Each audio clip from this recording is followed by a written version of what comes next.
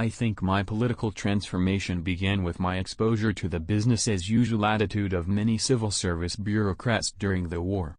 Then came the attempted communist takeover of the picture business, which a lot of my liberal friends refused to admit ever happened. Next, I had a brief experience living in a country that promised the kind of womb-to-tomb utopian benevolence a lot of these liberal friends wanted to bring to America.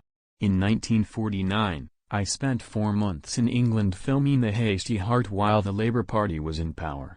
I saw firsthand how the welfare state sapped incentive to work from many people in a wonderful and dynamic country. Jefferson repeatedly said that the best government was the smallest government, that governments are not the masters of the people, but the servants of the people governed. One of the greatest of liberals, Thomas Jefferson, the founder of the Democratic Party, once remarked, "A wise and frugal government, which shall restrain men from injuring one another, shall leave them otherwise free to regulate their own pursuits of industry and improvement and shall not take from the mouth of labor the bread it has earned. This is the sum of good government. Liberty has never come from government."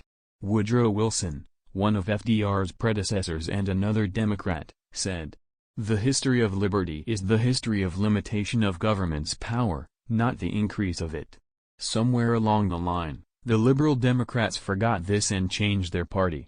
It was no longer the party of Thomas Jefferson or Woodrow Wilson.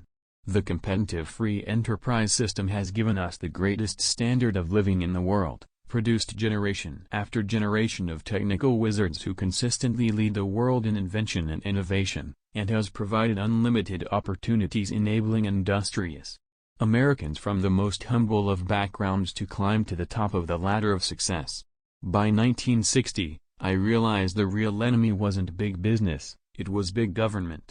It seems to me that America is constantly reinventing what America means. People were tired of wasteful government programs and welfare chiselers, and they were angry about the constant spiral of taxes and government regulations, arrogant bureaucrats, and public officials who thought all of mankind's problems could be solved by throwing the taxpayers' dollars at them. People were growing resentful of bureaucrats whose first mission in life seemed to be protecting their own jobs by keeping expensive programs alive long after their usefulness had expired.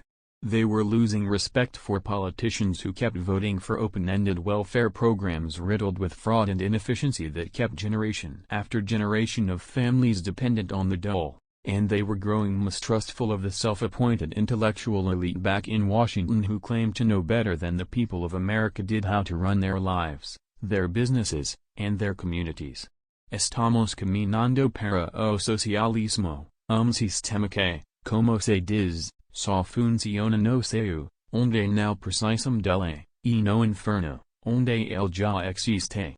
Morality in the long run aligned with strategy.